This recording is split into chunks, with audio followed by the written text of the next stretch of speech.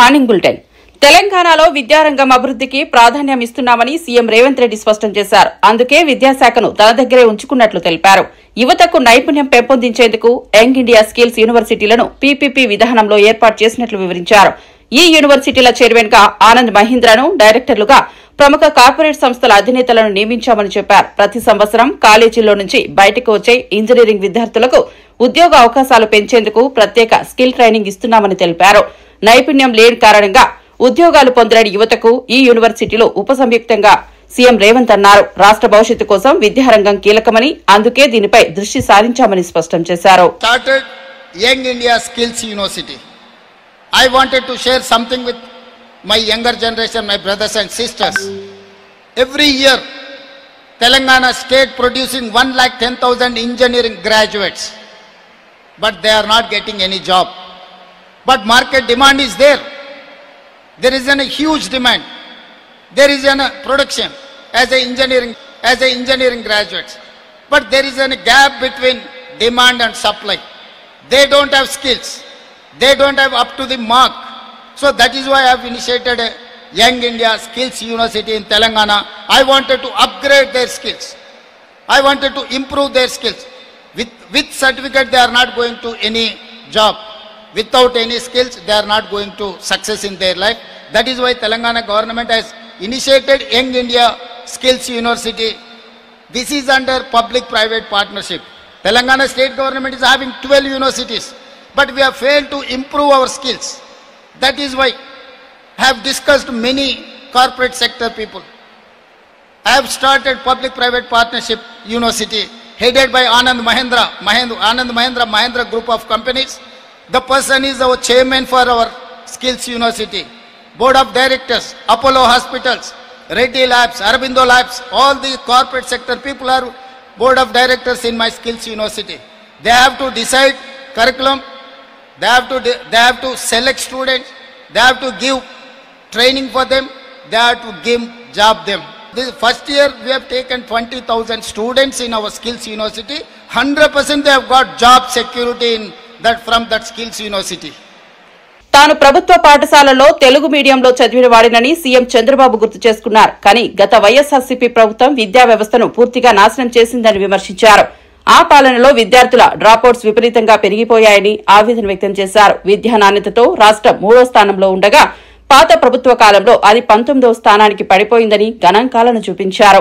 పిల్లల భవిష్యత్ కోసం విద్య అత్యంత ప్రాధాన్యమైందని, ఆ విషయంలో నిర్లక్ష్యం మన్నించరాదని తప్పనిసరని పేర్కొన్నారు. తన ప్రభుత్వం విద్యారంగాన్ని పునరుద్దరించేందుకు కృషి చేస్తోందని హామీ ఇచ్చారు. రాష్ట్ర భవిష్యత్ కోసం నాణ్యమైన విద్య అవసరమని, అందుకు అన్ని చర్యలు తీసుకుంటామని స్పష్టం చేశారు. వాళ్ళని ఎప్పటికప్పుడు మోటివేట్ చేయగలిగితే బ్రహ్మాండమైన ఫలితాలు వస్తాయి. ఇది కూడా ఒక వినూత్నమైన కార్యక్రమం. ఈసారి స్కూల్స్ వచ్చే లోపలనే బుక్స్ కానీ, యూనిఫామ్ కానీ, పిల్లలకి ఇచ్చే అన్ని వస్తువులను కూడా రైట్ టైంలో ఇచ్చారు. ప్రతి సంవత్సరం ఎడ్యుకేషన్లో ఒక పద్ధతి ప్రకారం ఎన్ని ఇవ్వాల్సిన అవసరం ఉంది. అయితే ఒక్క విషయం మీరు గుర్తుపెట్టుకోవాలి. 1924 ప్రభుత్వ నిర్లక్ష్యం విద్యా వ్యవస్థలో ఒక శాపంగా మారింది. మామూలు కాదు ఇది. నేను ఈ విషయం మీకు గుర్తు చేయాల్సిన అవసరం ఉంది. ఒక ప్రభుత్వం అనుకుంటే, ఒక నాయకుడు అనుకుంటే సమర్థవంతంగా వ్యవస్థలు బాగోతాయి. అదే ఒక నాయకుడు సరిగా పనిచేయకపోతే ఆ వ్యవస్థ కుప్పగూలిపోయే పరిస్థితి వస్తుంది. 10 లక్షల మంది పిల్లలు ప్రభుత్వ స్కూల్కి రాకుండా ప్రైవేట్ స్కూల్స్కి వెళ్ళిపోయే పరిస్థితికి వచ్చారు. డ్రాప్ అవుట్స్ కూడా పెరిగాయి. విద్యా నాణ్యతలో 3వ స్థానంలో ఉన్న రాష్ట్రం 19వ స్థానానికి పడిపోయే పరిస్థితి వచ్చింది. ఎన్నోసార్లు మేము విమర్శించాం. చిన్నప్పుడు చదువుకోవాల్సింది మాతృభాషలో చదువుకోవాలి, కానీ ఇంగ్లీష్ అని మాట్లాడారు. నేను ఇంగ్లీష్ స్కూల్లో చదువుకోవాలా? నేను చదువుకున్నది పల్లెటూరులో గవర్నమెంట్ స్కూల్లో చదువుకున్నాను. ఎంతో మంది తెలుగులో చదువుకొని ప్రపంచమంతా వెళ్ళారు, బ్రహ్మాండంగా సంపాదిస్తున్నారు. ఎవరైనా మాట్లాడితే ఇంగ్లీష్ అని ఎగతాళి చేసి ప్రజలను రెచ్చగొట్టి లేనిపోని సమస్యలు తెచ్చారు. విద్యా వ్యవస్థని నాశనం చేశారని చెప్పి కూడా నేను మీకు తెలియజేస్తున్నా. టీడీపీ జాతీయ ప్రధాన కార్యదర్శి నారా లోకేష్ భార్య నారా బ్రాహ్మణి ఆధ్యాత్మిక యాత్రలో భాగంగా శ్రీకాళహస్తి ఆలయాన్ని సందర్శించుకున్నారు. ఆలయంలో ప్రత్యేక పూజలు చేసి స్వామివారి ఆశీస్సులు పొందారు. ఈ సందర్భంగా రాహుకేతు పూజలు నిర్వహించిన బ్రాహ్మణి భక్తిభావంతో స్వామివారిని ప్రార్థించారు. ఆలయ అర్చకులు వారికి తీర్థ ప్రసాదాలు అందించి ఆశీర్వదించారు. ఆలయ పరిసరాల్లోని భక్తులు బ్రాహ్మణిని చూసి ఆనందం వ్యక్తం చేశారు. ఆమె దర్శనానికి వచ్చినందుకు ఆలయ వాతావరణం భక్తిరసమయంగా మారింది. ఈ సందర్భంగా ఆలయ నిర్వహణ మరియు అభివృద్ది కార్యక్రమాలను కూడా ఆమె సమీక్షించినట్లు ఆలయ వర్గాలు తెలిపాయి. నారా బ్రాహ్మణి దర్శనం స్థానిక రాజకీయ వర్గాల్లో కూడా చర్చనీయాంశమైంది.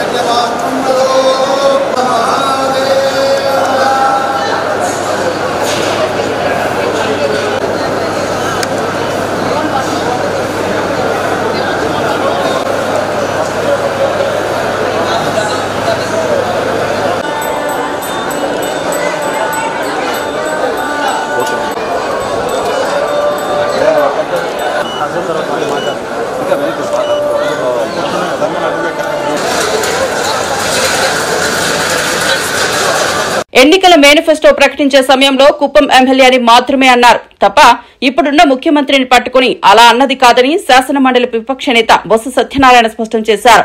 ఇందులో ఎలాంటి తప్పు లేదని ఆయన అభిప్రాయపడ్డారు. కొన్ని వర్గాలు దీనిని వివాదాస్పదం చేయడానికి ప్రయత్నిస్తున్నాయని విమర్శించారు. మేనిఫెస్టోలో పేర్కొన్న అంశాలన్నీ ప్రజల కోసం ఉద్దేశించినవేనని వాటిని తప్పుగా అర్థం చేసుకోవద్దని కోరారు. రాష్ట్ర రాజకీయ వాతావరణంలో కుప్పం పేరు వినిపించినంత మాత్రాన పెద్ద వివాదం రేకెత్తించడం సమంజసం కాదని వ్యాఖ్యానించారు. సరిగ్గా వారు సమాధానం చెప్పకపోగా నిర్లక్ష్య వైఖరిని వారు వచ్చి ఇచ్చిన సమాధానంలో ఆహారాలని కనిపిస్తున్నాయి. ఎన్నికల ముందు వచ్చి పాపం ఉద్యోగస్తులందరికీ కూడా ఎన్నో ఆస్తులు కల్పించారు, ఎన్నో ప్రలోభాలు పెట్టారు, ఎన్నో వారికి హామీలు ఇచ్చారు. కానీ ఎన్నికల అయిన తర్వాత వాళ్ళకు వచ్చి వాళ్ళు కనీసం వారితో చర్చించే సమయం కూడా ఇవ్వకుండా వాళ్ళని ఇబ్బంది పెడుతున్న విషయం మా దృష్టికి వచ్చింది. ఉద్యోగ సంఘాలు ఉద్యోగస్తులు కూడా మా సభ్యులందరినీ కూడా కలవడం జరిగింది. ఆ నేపథ్యంలో ఈరోజు మేము దాన్ని శాసనమండలిలో ప్రశ్నిస్తే ప్రభుత్వం వచ్చిన నిర్లక్ష్య వైఖరితో వారు ఇచ్చిన సమాధానానికి సంతృప్తికరంగా లేకపోవడమే కాకుండా, సంతృప్తి అంటే కొనేదో చెప్పిన తేదీని కాదు ఇంకా ముందు పెట్టడమే కాదు, అసలు తేదీ ప్రకటించమంటే దాని గురించి ఆలోచన చేయలేదు. కొన్ని ఎప్పుడు ఇస్తారు బకాయిలు అంటే దాని గురించి చెప్పట్లేదు. కొన్ని 15 ఏదైనా దాని ముందు ఒక ఎవరైనా కమిషన్ అపాయింట్ చేయండి అంటే దాని గురించి చెప్పట్లేదు. ఏ విషయం కూడా వాళ్ళకి క్లారిటీ లేకపోవడం వల్ల మరి ఉద్యోగులు తెలుపుతున్న నిరసనకి మద్దతుగా వాళ్ళు మా ఆందోళన వాళ్ళ బాధను అర్థం చేసుకో వాళ్ళ బాధకి మద్దతుగా మరి మేము ఇవాళ హౌస్ నుంచి వాకౌట్ చేయడం జరిగింది. ఆ నేపథ్యంలో ఇకపోతే రెండో అంశానికి వచ్చినప్పటికీ ఇవాళ ఏదైతే గత కొంతకాలంగా ఎస్సీ వర్గీకరణ మీద మరి ఆందోళనలు ఉన్నాయో ఇటుపక్క కానీ అటుపక్క కానీ ఇటుపక్క కానీ మొదటి నుంచి కూడా మా వైఎస్ఆర్సీ పార్టీ మా జగన్మోహన్ రెడ్డి నాయకత్వంలో మేము ఒక నిర్ణయాన్ని తీసుకున్నాం. ఇది చాలా సున్నితమైన అంశం. దీనివల్ల ఈ అంశాన్ని మనం పదంగా పెట్టుకుని రాజకీయ లబ్ధి కోసం రాజకీయ కోణంలో దీన్ని ఎప్పుడూ చూడడానికి వీల్లేదు. ఏ నిర్ణయం తీసుకున్నప్పటికీ కూడా ఆ నిర్ణయం మళ్ళీ వాళ్ళు అన్నదమ్ముల్లాగే సోదర భావంతో ఉండాలి, అంతే తప్ప వాళ్ళలో మళ్ళీ దాని సంఘర్షణకి తావివ్వకూడదని ఒక నిర్ణయాన్ని మేము మొదటి నుంచి కూడా తీసుకున్నాం. దానికి కట్టుబడే ఇవాళ మరి అత్యున్నత సుప్రీంకోర్టు ఇచ్చిన ఆదేశాల ప్రకారము ఇవాళ తీసుకున్న నిర్ణయాల ప్రకారము దానికి మద్దతు ఇచ్చి సోదరభావంతో మరి ముందుకు వెళ్ళాలని, సోదరభావంతోనే ఉండాలని, ఆ వర్గాల్లో ఎవరు కూడా మరి వైమేషాలు రాకుండా కల్మషం లేకుండా ఉండాలని వైఎస్ఆర్సీ పార్టీ కోరుతుంది. ఎందుకు కోరుతున్నా మనకు తెలుసు. ఎప్పుడు కూడా వైఎస్ఆర్సీ పార్టీ జగన్మోహన్ రెడ్డి నాయకత్వంలో ఎస్సీ బీసీ ఎస్టీ మైనారిటీ సమాజంలో మరి సమాజంలో సమాన సమాజం ఉండాలని డాక్టర్ బాబాసాహెబ్ అంబేద్కర్ తన ఆశయాలతో సిద్ధించే ఉండాలనే ఉద్దేశంతోనే ఆ రోజు నామినేషన్ పదవులు ఇచ్చినా, ఆ రోజు స్థానిక ఎన్నికల్లో నిలబెట్టిన 50% మరి ఈ వర్గాలకు వచ్చి ఇచ్చిన విషయాన్ని కూడా మరి అక్కడ గుర్తు చేశాం. ఆ నేపథ్యంలోనే ఈ రెండు వర్గాలు కూడా కలిసి ఉండాలనేది. ఉద్యోగుల పీఆర్సీ అంశంపై ఎమ్మెల్సీ కల్పలతారెడ్డి తీవ్ర అసంతృప్తి వ్యక్తం చేశారు. పీఆర్సీ ఎప్పుడు ఇస్తారు, కమిటీ ఎప్పుడు వేస్తారు అని అడిగితే ప్రభుత్వం సమాధానం ఇవ్వకుండా గతం గుర్తు చేస్తోందని విమర్శించారు. జగన్ అధికారంలోకి వచ్చిన వెంటనే మొదటి కేబినెట్ లోనే 27% ఐఆర్ ఇచ్చారని, ఉద్యోగులకు డీఏలు మంజూరు చేశారని గుర్తు చేశారు. అలాగే 23% ఫిట్మెంట్ కూడా ప్రకటించారని వివరించారు. కానీ ప్రస్తుత ప్రభుత్వ వైఖరి ఉద్యోగులకు అన్యాయమని వ్యాఖ్యానించారు. ఉద్యోగస్తులకు సంబంధించి ఈరోజు ఈ క్వశ్చన్ రావడం జరిగింది. అయితే ఈరోజు ఆర్థిక శాఖ మంత్రి గారు హౌస్లో మేము ఏదైతే క్వశ్చన్ వేసామో దానికి క్లియర్గా ఆన్సర్ చెప్పట్లేదు. అంటే పీఆర్సీ ఎప్పుడు ఇస్తారు, కమిటీ ఎప్పుడు వేస్తారు అని మేము అడిగాం. సరే వాళ్ళు ఏం చేశారు, పరిశీలిస్తామని చెప్పారు. కమిటీని పరిశీలించడానికి ఇన్ని రోజులు ఎందుకు, ఇంకా తర్వాత దాని మీద చర్చ జరిగి పీఆర్సీ ఎప్పుడు ప్రకటిస్తారు కాబట్టి తొందరగా పరిశీలించండి చెప్పండి అని చెప్పాం. లేదు మేము కూర్చొని ఒకసారి పరిశీలిస్తామని చెప్పడం జరిగింది. అయితే ఈరోజు ప్రభుత్వ ఉద్యోగస్తుల పట్ల టీచర్స్ పట్ల అలాగే పెన్షనర్స్ సంబంధించి మేము ఈ క్వశ్చన్ తీసుకొని వాళ్ళ పక్షాన టీచర్స్ ఎమ్మెల్సీలుగా మేము మాట్లాడడం జరిగింది. అయితే మంత్రి గారు గతంలో మీరేమిచ్చారు అని చెప్తున్నారు. గతంలో మేము మా జగన్మోహన్ రెడ్డి గారు వస్తానే చెప్పిన ప్రకారమే మొదటి క్యాబినెట్లోనే 27% ఐఆర్ ఇచ్చారు. అదేవిధంగా ఏదైతే ఉద్యోగస్తులకు వెంటనే పెండింగ్ ఉండే డిఎల్ఎన్ని ఇచ్చారు. కరోనా ప్రభావం వల్ల 23% ఫిట్మెంట్తో పిఆర్స్ ఇచ్చారు. సో ఇలాగా చెప్పుకుంటూ పోతే మీరు అన్ని బకాయిలు పెట్టారు, ఇన్ని బకాయిలు పెట్టారు అని చెప్తున్నారు. అంటే నేను ఒకటే కోరుతున్నా, ప్రభుత్వాలు వస్తుంటాయి వెళ్తుంటాయి. అయితే ఏవైతే ప్రభుత్వ ఉద్యోగస్తులకు మీరు చెప్పారో మీరే మీ ఎలక్షన్ క్యాంపెయిన్లో చెప్పడం జరిగింది. మేము ఐఆర్ ఇస్తాం, మంచి పిఆర్స్ ఇస్తాం, ఈ డిఏలు ఇస్తాం, ఈఎల్స్ ఇస్తాం, సరెండర్ లీవ్స్ ఇస్తాం, ఇవన్నీ చెప్పడం జరిగింది. ఇవన్నీ చెప్పడం వల్ల ఉద్యోగస్తులు కూడా వాళ్ళలో ఒక ఆశ మొదలయ్యి ఈరోజు మీకు అధికారం ఇచ్చారు. ఈ అధికారాన్ని మీరు ఇచ్చారు కాబట్టి మీ పక్షాన మీరు తప్పకుండా ఉద్యోగస్తులకు న్యాయం చేసే న్యాయం చేయాలి. కాబట్టి మీరు ఖచ్చితంగా న్యాయం చేయాలి. అందుకనే మేము మా డిమాండ్ ఒకటే, ఏవైతే దాదాపుగా ఈరోజు 30,000 పైన బకాయిలు ఉన్నాయి. సో ఆ బకాయిలన్నీ ఎప్పుడు చెల్లిస్తారు, పిఆర్సీని ఎప్పుడు ప్రకటిస్తారు? ఇన్ కేసు మీరు పిఆర్సీని ఇవ్వడం లేట్ అయితే, ఇప్పుడు 2.5 సంవత్సరం నుంచి ఈ పిఆర్సీనే ఇవ్వకున్నప్పుడు ఈ గ్యాప్లో ఖచ్చితంగా ఐఆర్ ప్రకటించండి. ఇప్పుడు తెలంగాణలో 5% ఐఆర్ ఇచ్చారు. సో ఈరోజు వాళ్ళకు తెలంగాణతో తీసుకుంటే ఆంధ్రాలో 2,000 నుంచి 3,000 తక్కువ జీతాలు వస్తున్నాయి. ఎందుకు? అక్కడ ఐఆర్ ఇవ్వడం వల్లే కదా. 5% అక్కడ ఐఆర్ ఇవ్వడం వల్ల అక్కడ వాళ్ళకి జీతాలు పెరిగాయి.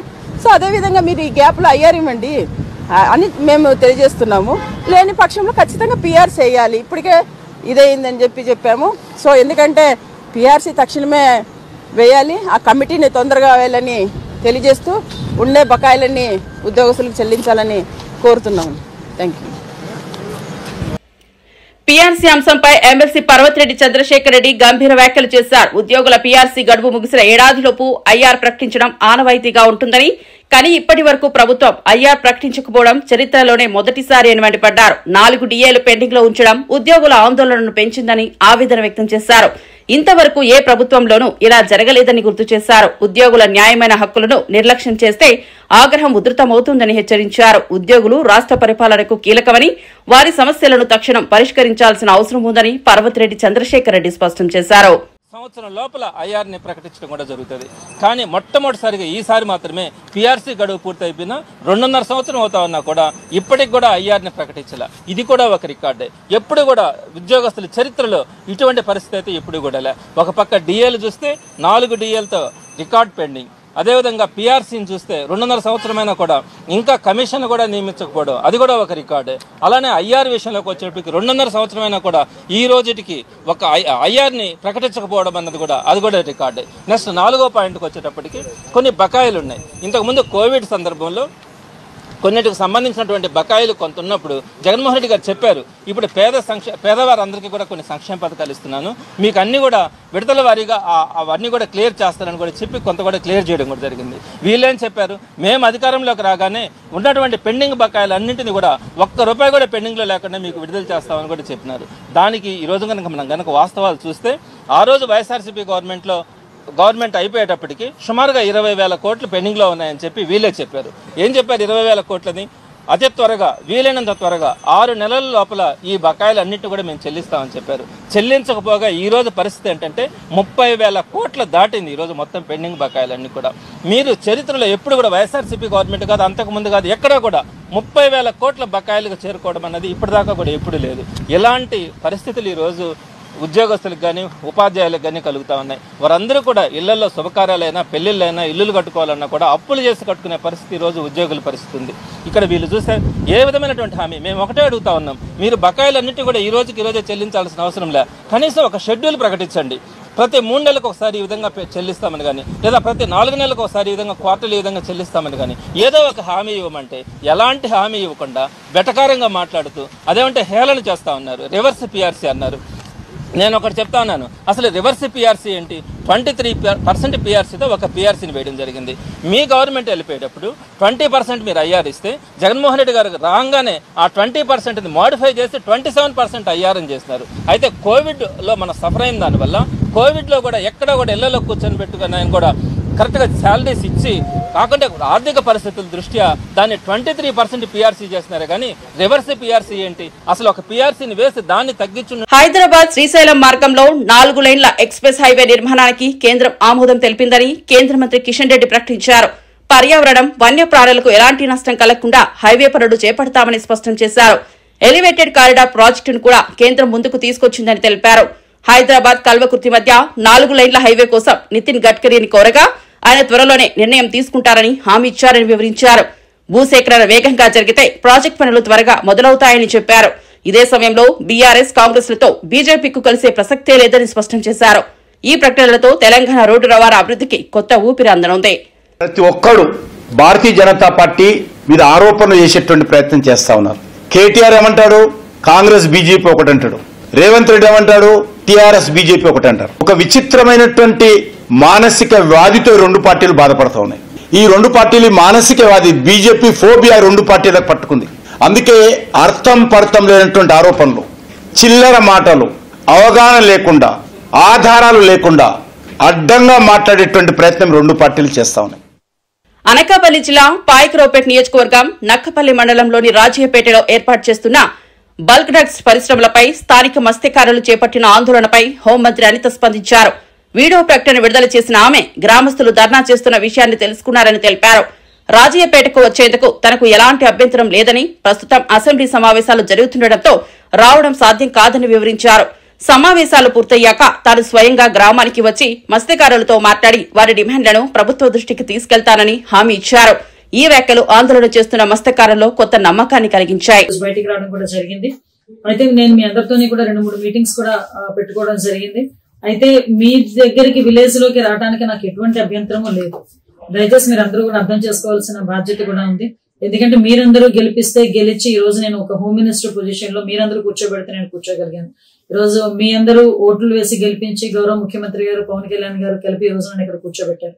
కాకపోతే మీ అందరి దగ్గరికి రావడానికి నాకు ఎటువంటి అభ్యంతరము లేదు. కేవలం అసెంబ్లీ సమావేశాలు జరుగుతున్న కారణంగా మాత్రమే నేను మీ దగ్గరికి రాలేకపోయా. కంపల్సరీగా అసెంబ్లీ సమావేశాలు అయిపోయిన వెంటనే నేనే విలేజ్ లోకి వస్తాను, మీ అందరితోనే కూడా మాట్లాడతాను, మీ అందరూ సాధక బాధలు కూడా వింటాను. మనం అందరం కూడా ఒక కమిటీ కింద ఏర్పడి మీ తాలూకా డిమాండ్స్ ఏదైతే ఉన్నాయో ఆ డిమాండ్స్ అన్ని కూడా ప్రభుత్వం దృష్టికి తీసుకొద్దాం. ప్రభుత్వం దృష్టికి తీసుకొచ్చి ప్రభుత్వం ఏదైతే చెప్తుందో దాన్ని విని దానికి అనుగుణంగా మనందరం కూడా ఫాలో అవుదామని మీ అందరికీ కూడా తెలియజేసుకుంటూ, ఏ రోజైనా మీ అందరి బాగు కోరి మీ అందరి అభివృద్ధి కోరే నేను ఉంటానని మనస్ఫూర్తిగా మీ అందరికీ తెలియజేసుకుంటూ, అసెంబ్లీ కాగానే మీ అందరి దగ్గరికి వచ్చి ఊర్లోకి వచ్చి మీ అందరితోని కూడా మాట్లాడతానని తెలియజేసుకుంటున్నాను. Thank you. హైదరాబాద్ నగరాన్ని భారీ వర్షం ముంచెత్తింది. గురువారం రాత్రి మొదలైన వర్షం ఎడతెరిపి లేకుండా కురవడంతో పలు ప్రాంతాలు జలమయమయ్యాయి. బంజారాహిల్స్, జూబ్లీహిల్స్, అమీర్పేట్, ఎల్బీ నగర్ వంటి ప్రాంతాల్లో రోడ్లపై నీరు నిలిచిపోవడంతో వాహనదారులు తీవ్ర ఇబ్బందులు ఎదుర్కొన్నారు. కోటి, మొజంజాహి మార్కెట్ పరిసరాల్లో విద్యుత్ సరఫరా అంతరాయం ఏర్పడింది. వర్షం కారణంగా సాధారణ జీవనం స్తంభించి ప్రజలు ఇబ్బందులు పడుతున్నారు. బంగాళాఖాతంలో ఏర్పడిన ఆవర్తనం అల్పపీడనంగా మారడంతో ఈ వర్షాలు కురుస్తున్నాయని వాతావరణ కేంద్రం తెలిపింది. రానున్న 2 రోజుల్లో రాష్ట్ర వ్యాప్తంగా మరింత భారీ నుంచి అతి భారీ వర్షాలు కురిసే అవకాశం ఉందని అధికారులు హెచ్చరించారు. ప్రజలు అప్రమత్తంగా ఉండాలని సూచించారు.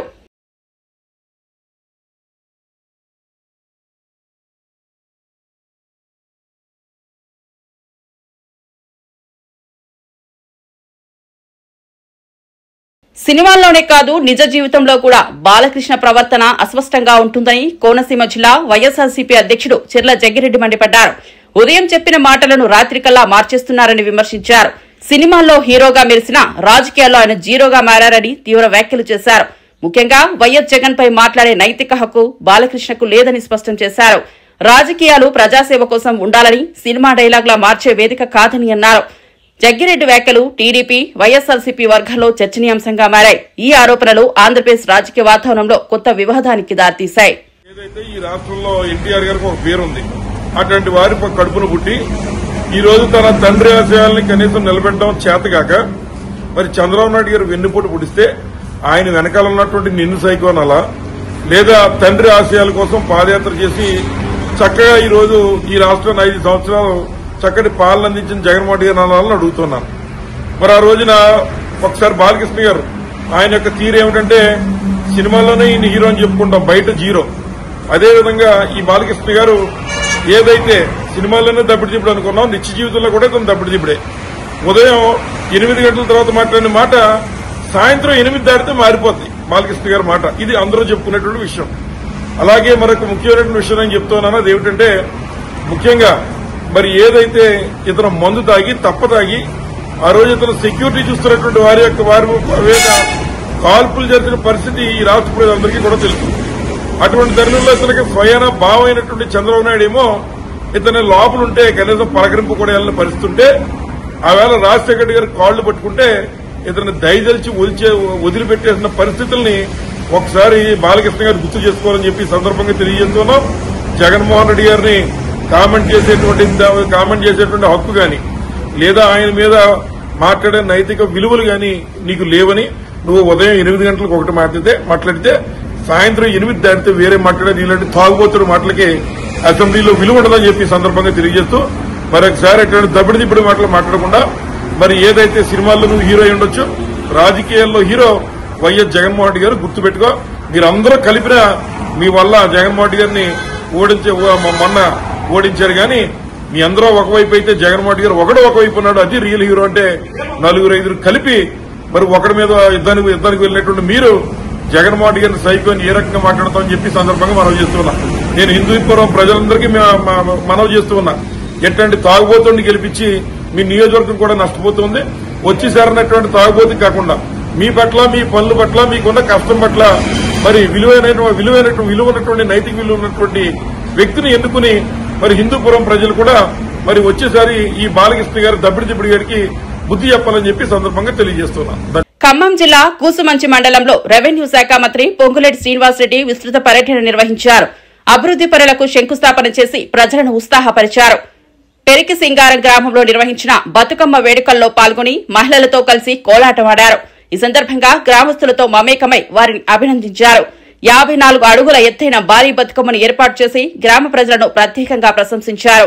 రాష్ట్ర వ్యాప్తంగా మహిళలందరికీ బతుకమ్మ పండుగ శుభాకాంక్షలు తెలియజేశారు. పొంగులేటి పర్యటనతో గ్రామాల్లో పండుగ వాతావరణం నెలకొంది. ఈ సందర్శనలో ఆయన అభివృద్ది కార్యక్రమాలు, సాంస్కృతిక వేడుకలు రెండింటినీ సమన్వయం చేస్తూ ప్రజల్లో ఉత్సాహాన్ని నింపారు. 2006 నుంచి అంటే 19 సంవత్సరాల నుంచి 20 అడుగుల ఎత్తుతో మొదలుపెట్టిన ఈ బతుకమ్మ ప్రతి సంవత్సరము ఒక అడుగు పెంచుకుంటూ నా ఆడబిడ్డలు ఏదైతే పవిత్రంగా వారి మనసులో ఉన్న కోరికలన్నీ నెరవేర్చాలని ఆ అమ్మవారిని భక్తి శ్రద్ధలతో పూజించి నవరాత్రులు ఆ అమ్మవారిని ధ్యానించుకొని ఏవైతే అద్భుతంగా ఈ బతుకమ్మ పండుగలో పాల్గొంటున్న ఈ గ్రామ ఆడబిడ్డలకి, ఈ మండల ఆడబిడ్డలకి, ఈ నియోజకవర్గంలో ఉండే నా తోబుట్టువులందరికీ, రాష్ట్ర వ్యాప్తంగా ఉండే ప్రతి ఆడబిడ్డకి ఈ వేదిక ద్వారా బతుకమ్మ శుభాకాంక్షలు తెలుపుకుంటూ నా ఆడబిడ్డల కోరిన కోరికలన్నీ ఆ తల్లి నెరవేర్చాలని, దీవించాలని, తీర్చాలని మనస్ఫూర్తిగా నేను కూడా కోరుకుంటూ మంచిగా చల్లగా ఆ బతుకమ్మని సాగనింపాలని కోరుతూ ఉద్యోగుల సమస్యలపై YSRCP employees pensioners wing state అధ్యక్షుడు నలమూరు చంద్రశేఖర్ రెడ్డి తీవ్ర వ్యాఖ్యలు చేశారు. చంద్రబాబు ఉద్యోగులకు ఎన్నో హామీలు ఇచ్చినా ఒకటి నెరవేర్చలేదని విమర్శించారు. గత 15 నెలలుగా ప్రతి కేబినెట్ సమావేశం తర్వాత ఉద్యోగులు ఆశగా ఎదురుచూస్తున్నా వారి సమస్యలు పరిష్కారం కాని పరిస్థితి నెలకొన్నదన్నారు. వస్తుందేమో, ఐఆర్ వస్తుందేమో, పీఆర్సీ వస్తుందేమో అని చెప్పేసి రేపు 3వ తారీఖున కూడా ఉంది. ఇంకా ఎదురు చూస్తున్నారు. అయ్యా మరి పండగ తర్వాత వస్తుందని అందరూ దసరా పండగ కనుక్కున్నారు. సంక్రాంతి పండుగ అయిపోయింది. సంక్రాంతి పండుగ మళ్ళా వస్తూ ఉంది. ఇప్పుడు దసరా పండుగ ఉంది. దసరా పండుగకు రావాల్సినటువంటి 4 డిఏలలో 1 డిఏ 2 డిఏలన్నా ఇస్తారా అని ఎదురు చూస్తున్నారు. ఖచ్చితంగా ఈ రోజున ఉద్యోగులకి, పెన్షనర్స్కి ఏవైతే 4 డిఏలు పెండింగ్ ఉన్నాయో వాటిని ఇమీడియట్గా రిలీజ్ చేయాలని చెప్పేసి కూడా నేను ఉద్యోగుల పెన్షనర్స్ పక్షాన వైఎస్ఆర్సీపీ తరఫు నుంచి డిమాండ్ చేస్తూ ఉన్నాను. అదేవిధంగా మేము వచ్చిన వెంటనే ఐఆర్ ఇస్తామన్నారు మీరు. మరి పీఆర్సీ ఇప్పటికే దాదాపుగా 25 నెలలు కాలం దాటిపోయింది.